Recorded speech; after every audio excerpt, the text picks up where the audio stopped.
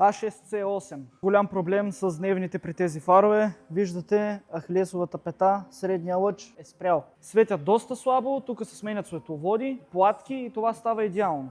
Другото, което виждаме и видимо е захабено, това са стъклата. Човек, който не си слага фолио, това може да се случи. Ще ги полираме, ще станат завод. И колата ще се издаде както от Audi, така и от нас. Чисто нова.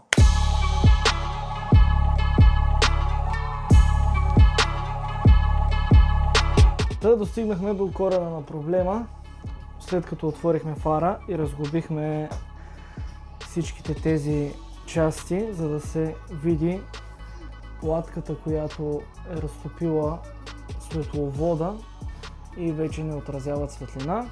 Та ще подменим абсолютно всички платки, ето тук са чисто новите и всички светловоди с чисто нови, за да светне фара отново и да се радваме на красивите дневни светлини на тази красива А6.